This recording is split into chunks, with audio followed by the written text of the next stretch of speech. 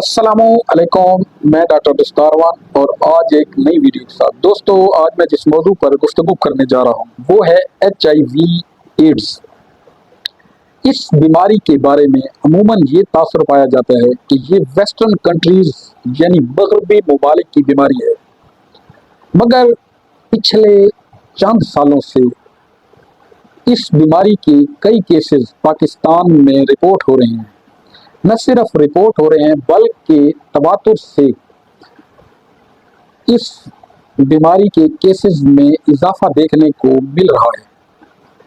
HIV ads क्या है? HIV और एड्स क्या एक ही बीमारी के दो नाम हैं? क्या ये क्योरेबल है? क्या इसको ट्रीट किया जा सकता है? इसकी तशखीस के क्या मराइल हैं और क्या हम इसको मुकम्मल तौर पर ख़त्म कर सकते हैं? आज हम इस पर बात करेंगे। HIV human immune deficiency virus है, जो कि किसी वजह से भी या किसी भी तरीके से अगर इंसानी जिस्म में दाखिल हो जाए तो ये हमारे जिस्म में पाए जाने वाले हेल्पेटिस सेल्स यानी CD4 सेल्स को कम करता है और कमज़ोर करता है, जिसकी वजह से जिस्म पर मुख्तलिफ किस्म के इन्फेक्शंस और बीमारियां हमला आवर हो जाती हैं। इसकी कई स्टेजेस हैं। पहली स्टेज में जब ये किसी जिस्म में इंटर हो जाता है तो उसमें नज़ला, ज़ुकाम, खांसी या लंबे अरसे तक बुखार होना या वीकनेस होना या इलनेस होना, ये एक्यूट स्टेज में आ जाता है। ऐसी सूरत में HIV वायरस ये सोई हुई हालत में होता है और बॉडी में एक्टिव नहीं होता। ये किसी भी वक्त जाग सकता है और एक्टिव हो सकता है और मुख्तलिफ किस्म की अलामात पैदा हो सकती हैं।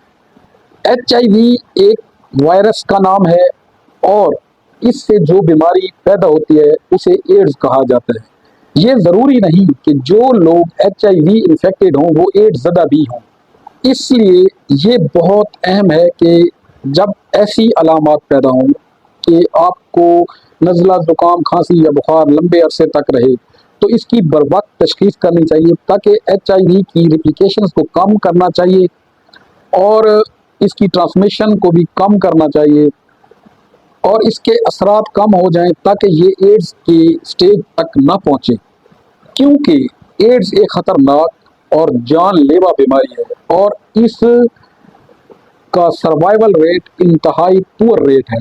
HIV का वायरस हमारे जिस्म में दाखिल कैसे होता है या इसे हम कैच कैसे करते हैं? इसकी मेजर काजेज में सेक्सुअल कंटेंट यानी कि unsafe sexual practice, dental surgery या ऐसे सर्जरिकल प्रोसीजर्स जो कि जिनमें सेप्टिक इंस्ट्रूमेंट्स ना हो, IV ड्रग अब्यूज़, टेटोथेरेपी या ऐसी ब्लड ट्रांसफ्यूजन जिसकी स्क्रीनिंग ना हुई हो, ये तमाम रूट्स हैं जो कि HIV आपकी बॉडी में इंटर हो सकता है। इसके अलावा प्रेग्नेंट मदर्स जो कि HIV से इन्फेक्टेड हों या ऐसी मदर्स जो कि HIV इन्फेक्टेड हों और अपने बच्चे को दूध पिला रही हैं यानी फीडिंग मदर्स, इसकी तशख़ीस कैसे की जा सकती है और इसकी तशख़ीस के क्या मराइल हैं? तो इसके लिए वायरल लोड चेक किया जाता है और CD4 सेल्स काउंट चेक किया जाता है। मज़ीद इसके इलाज में रेट्रोविरल ड्रग्स और एंटीवायरल ड्रग्स यूज़ की जाती हैं जो कि लंबे अरसे तक चलती हैं। प्रेगनेंसी में भी HIV स्क्रीनिंग ज़रूर करवा लेनी चाहिए ताकि आने वाला बच्चा यानी न्यू बॉर्न बेबी महफूज हो। लोगों का ख्याल होता है कि हमने 6 माह या 1 साल दवाई खा ली है तो अब हम एसिम्प्टोमेटिक हो गए हैं और हम ठीक हो गए हैं, तो ये एक गलत ख्याल है। इसके लिए दवा लंबे अरसे तक चलाना पड़ती है जो कि सेहत के लिए ज़रूरी है ताकि वायरस की ट्रांसमिशन ना हो और वो शख्स यानी मुतासरा शख्स इसको फैलाने की वजह ना बने। ادویات اس وقت تک استعمال کرنی چاہیے جب تک آپ کا متعلقہ ڈاکٹر بند نہ کریں، کیونکہ یہ وائرس دوبارہ جاگ سکتا ہے اور پھر اپنا کام شروع کر دیتے ہیں۔ امید ہے آپ کو میری آج کی ویڈیو پسند آئی ہوگی۔ ملتے ہیں کسی نیکسٹ ویڈیو کے ساتھ۔ اپنا اور اپنے پیاروں کا ڈھیر سارا خیال رکھیے۔ تھینک یو، شکریہ۔